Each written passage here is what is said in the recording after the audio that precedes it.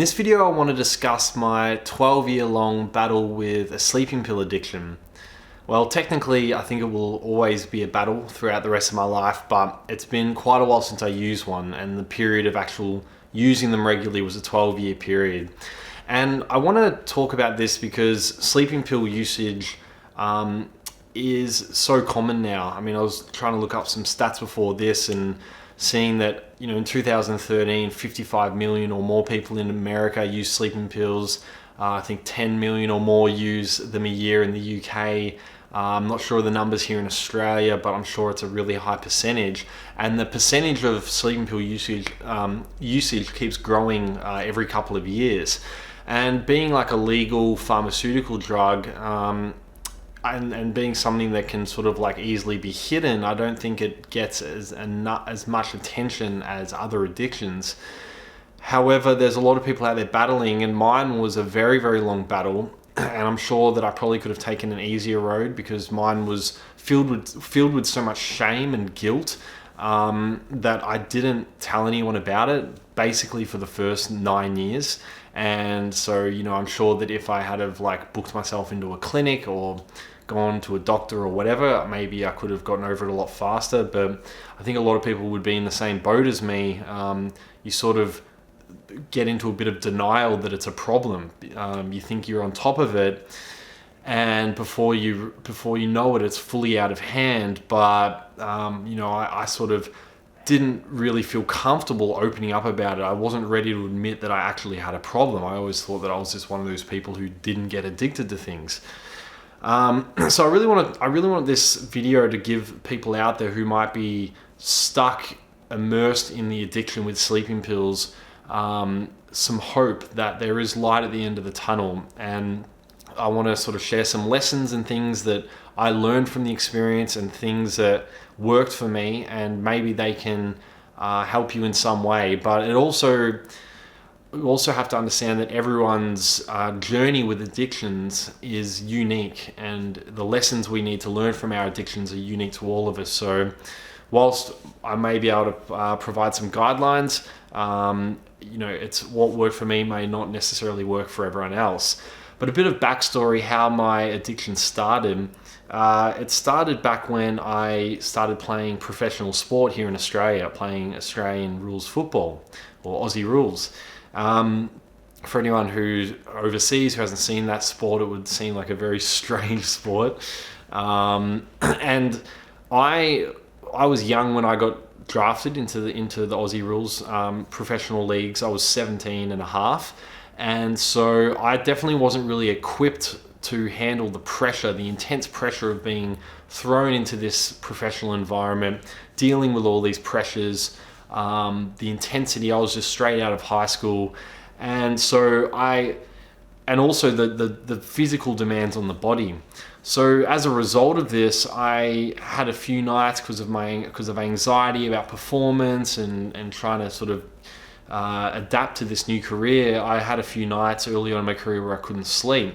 And so what would happen is I'd get this full-on sleep anxiety. Because I couldn't sleep, I'd panic that I wouldn't have enough energy for the next day.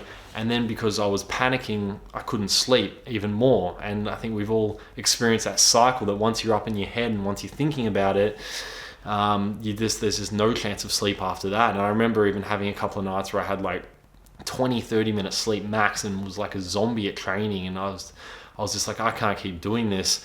So I went to the club doctor and I asked him for what can I do? And I didn't even really have sleeping pills in my awareness at this stage, to be honest. And he said, look, try these. And he gave me some Ambien, ones called Stilnox, which have received quite a bit of public attention because they can sort of make people do loopy things. So I went home and I was already relieved. So I'd already built a positive association with them in that moment, because when he handed them to me, this relief came over me of I've got something to save me. And so what I didn't realize at the time was that's the hook. That's the only hook they needed to get into me. And then when I tried one that night, I wasn't prepared for the incredible euphoria that these Stilnox give. And that's why Stilnox and Ambiens are in particular very dangerous, I think, and very, very addictive, because they not only make you drowsy, but they can give you this euphoric feeling before you go to bed. And I just remember this, the first time I had it, like the first time you have, any drug, it's got the strongest effect on you, and this euphoria and bliss, this sort of like blew the tension out of my body, and it was just so nice, and I was hooked in that instant. And I think I became as hooked to that euphoric feeling, that ability to check out of the emotions I was feeling, the stress I was feeling, as I was of the getting addicted to having something help me fall to sleep. So throughout my playing career, I kept using them quite regularly, and but what I noticed towards the end of my playing career is I really felt like that was starting to distort my mind, because what happens with sleeping pills is that you really are only meant to use them every now and then. And so by using them regularly, I was getting a constant build up in my system. Now, I was lucky because I was training so hard. I was kind of like sweating and detoxing them out every day, but you still get a residual build up. And what it means is that every morning you wake up, you get groggier and groggier. And it really starts to affect your mind as well. I think it started to actually distort my mind and make me not really see reality clearly as it was, and make me over emotional, and make me suppress a lot of emotions, which would come out in a negative way in other ways. And also playing a sport, I think it was affecting my motor function and my skills, because I'd rock up to training, I'd rock up to games, and I'd be really drowsy, and my decision making would be affected. And they also don't allow you to get into a deep REM sleep. So it's kind of like an artificial sleep. And I think that whilst you're sleeping, your body's actually, having to put a lot of its energy, rather than recuperating, it's having to put a lot of its energy into getting this toxin out of its body. And so that's I guess the ironic thing about sleeping pills is they help you sleep, but I don't think they really give you a good quality sleep, especially when you've been using them regularly.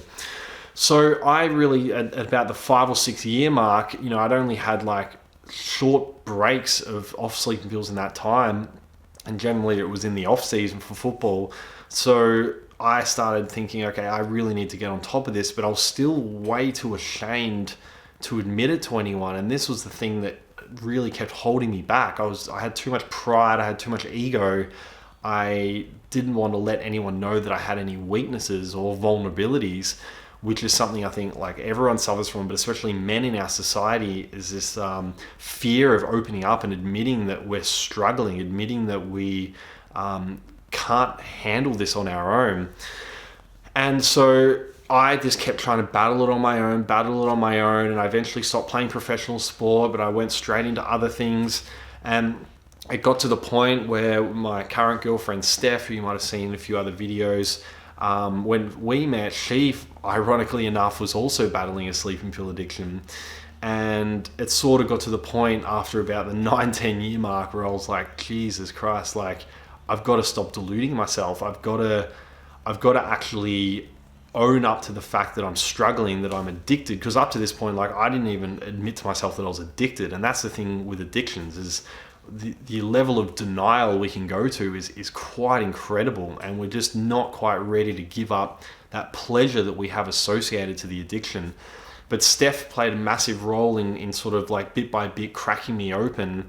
And generally anytime anyone, she knew that there was a problem, because I couldn't hide it from her. But every time she'd approach it with me, I'd get angry, or I'd get frustrated, or I'd project, I'd blame something externally. And so I think the big breakthrough came when I first realized that I had to show some vulnerability, that I had to actually open up to people. And I started opening up more to Steph. I started opening up to my friends. And that was when one of my friends said, and firstly, like, the response that I got from people was really positive. Like, what I realized is that everyone is going through their own issues. Everyone's got some sort of addiction. Everyone's got some sort of issue that they're dealing with. Some may be bigger and more noticeable than others, but generally we've all got something. So I found that when I opened up to people, and I only opened up to people that I trusted, the response was really supportive, and generally it triggered this channel of openness from them to me as well. So they'd share about something that they were struggling with. And one of my good friends actually suggested to me, look, why don't we go camping for a couple of weeks? And I was like, wow, that's a great idea. And he was like, yeah, look, don't bring the sleeping pills. You know, you can go out, we'll camp by the ocean, and just sort of get away. And I realized that, yeah, maybe that's what I need. I need to sort of get away from all the stress and pressures and triggers that I have. And so we did that, and I had 2 weeks. I went through a pretty horrible detox. And I started gaining clarity for the first time. I started experiencing what life is like, how good you're meant to feel during the day when you don't have sleeping pills making you so groggy.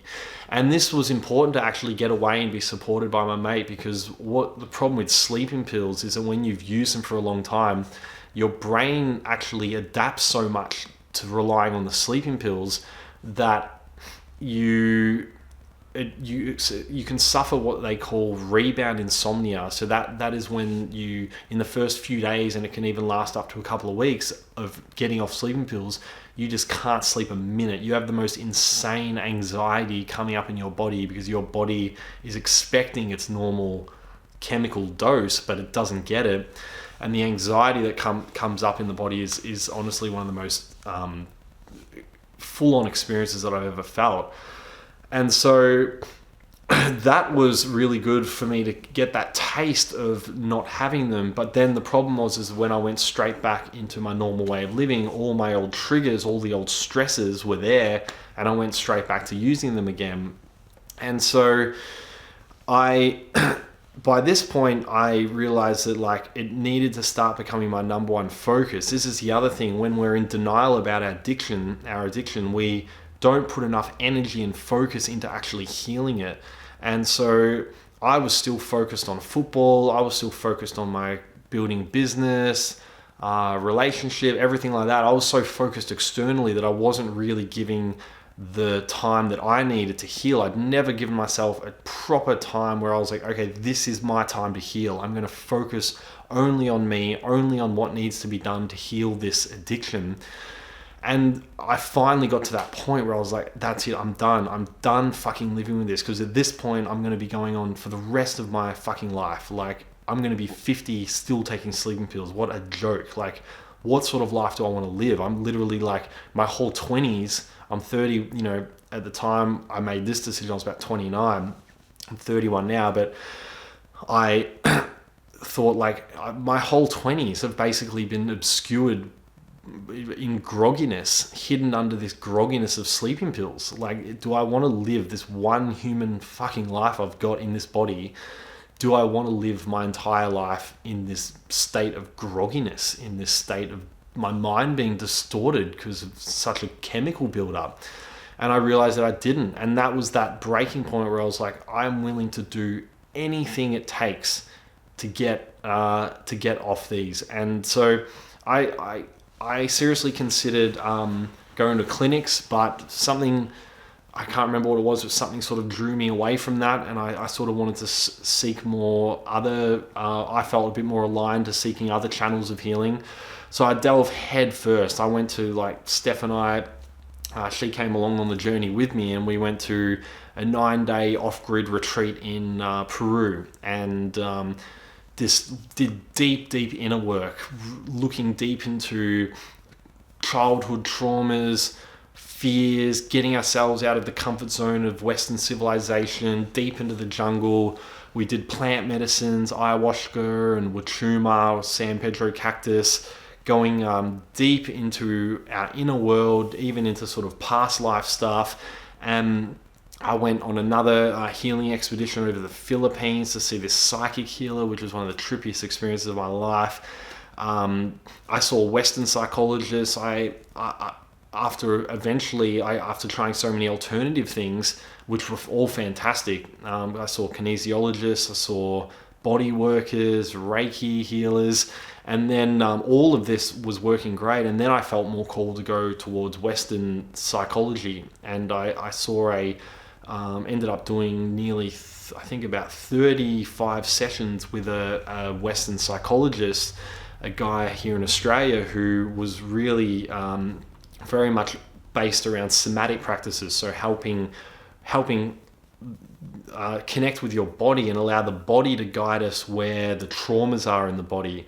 And what I didn't realize was that this sleeping pill addiction was just the absolute tip of the iceberg for what was going on with me.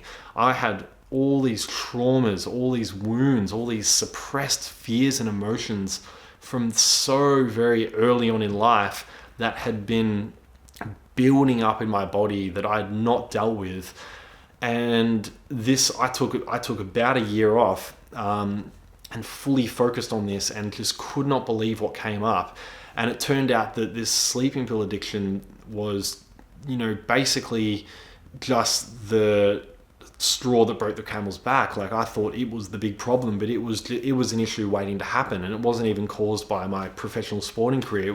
It was waiting to happen, something like this, because I had so much unresolved stuff deep within me.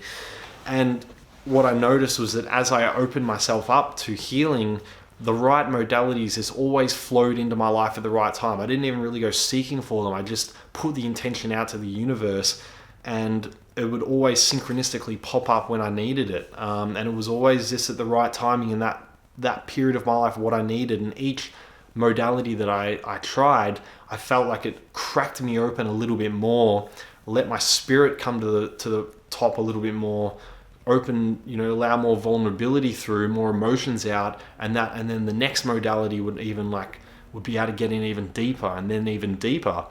And what I found was that even my personality started changing through this process, because before all this I was so rigid, so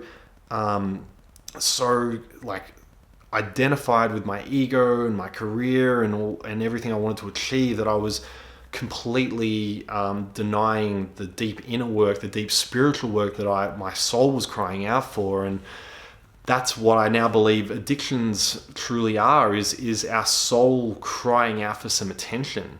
And because often we don't pay attention to the cries of our soul unless the suffering is deep enough. And it took 9-10 years or up to 12 years of deep suffering with this addiction for me to finally go, fuck, okay, I surrender, I'm done, I can't do this anymore, I need to figure this shit out, or I'm not going to make it.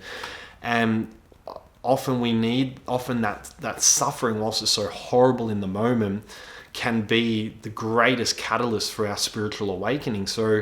And I now honestly see this addiction as the biggest blessing that I've ever experienced, because it's literally changed who I am. It's changed the way I view life. It's made this life much more of a spiritual experience. It's made me appreciate life so much more. Living my 20s in this groggy haze, when I wake up every morning and I'm clear and I'm feeling good, I just cherish that so much. And so what it also taught to me was that we've got this amazing body, this amazing vehicle, and any emotions are just energy flowing through us. And it's exactly why they're called emotions, which is energy in motion, emotion. But as kids, we express our emotion in an unbridled fashion. We just let it flow through us. If we're, happy, we'll laugh and squeal. If we're sad, we'll cry. If we're angry, we'll yell. If we're hungry, we'll demand food. We just let our emotional energy flow through our body. If anything, we're carried by our emotional energy. We don't force our will upon it. We just let it carry us.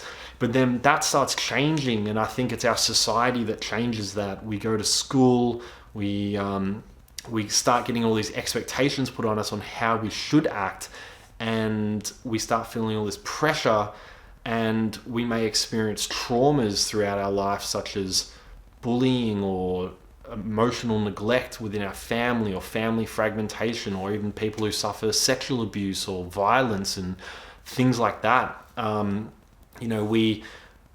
what happens then is that the body starts to become a scary thing. We feel these intense emotions, these unpleasant emotions come up, and we don't know how to process them. We don't want to let these flow through us because we don't feel safe to do that. We don't feel safe to let the world see how much pain we're in.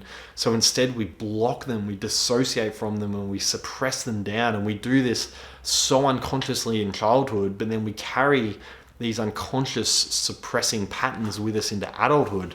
So what I realized with my addiction was that I had never known how to integrate and process the energy I was feeling in my body. So when this anxiety came up in my body before sleep, which was related to all this childhood stuff, I didn't know what to do with it. I was scared of it. I was deeply afraid of it. And so I chose the only option I knew what to do, which was to escape from it. And that was through sleeping pills. And there's a million other ways we can escape from our emotions as well. And that's, I think all addictions are just a different manifestation of us avoiding how we're feeling because we don't feel safe and we don't know how to integrate it. And so that's where I came across embodiment, which I'll talk about in another video. If you're watching this and I've already done that video, I'll put it in the links in the info section below. But embodiment essentially is about learning to re-inhabit the body, learning to process and integrate the energy we're feeling in the body, and knowing exactly how to do that. And one of my favorite embodiment teachers, Philip Shepherd, has these amazing exercises on his website that basically guides you through how to integrate any energy that feels scary, that feels unsafe in your body, that feels overwhelming. And that's basically what trauma is. Trauma is an overwhelming of the psyche. So when I started doing these exercises every night before bed, I found that intense, even when I was suffering from the dreaded rebound insomnia that you get from getting off pills, I found that if I did these exercises, if I learned how to integrate this energy in my body, that there was nothing that was too overwhelming, nothing that I couldn't handle.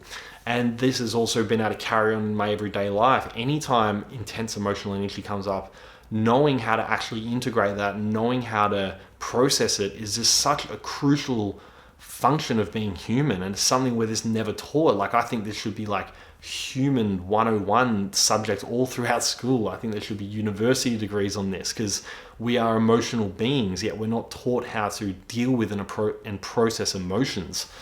So essentially this journey of addiction that I've been on, and I think a lot of people have found this, who've made it through, is a process of learning to surrender to your pain, and to stop escaping from it, and to realize there's a message in that pain, and it's trying to teach you something. It's trying to guide you back to alignment with your spirit. It's trying to bring you back home.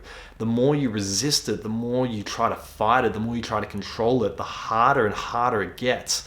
And I know this because I've learned the hard way. Whereas if you can surrender, if you can learn how to process and integrate that energy that once felt so scary, the confidence you build in yourself as a human is incredible, because nothing is going to be overwhelming to you anymore. And it takes practice and it takes effort, but sometimes we have to get to the bottom of the bottom before we're willing to just go all in and just put all our heart and soul into actually figuring this out and figuring out what it means to be human. So I'm going to leave it there. I'd love to know if there are any questions from anyone else who's also suffered sleeping pill addictions, or any addiction for that matter. And I hope this has helped. This is, as I said, this has only been my journey, but I really hope it's planted a positive seed in some way. Please subscribe to our YouTube channel for further videos, and please be on the lookout for our book, which will be coming out over the next couple of months, called Inner Wholeness, Outer Revolution, which is going to be all about this stuff. And I look forward to seeing you on the next video.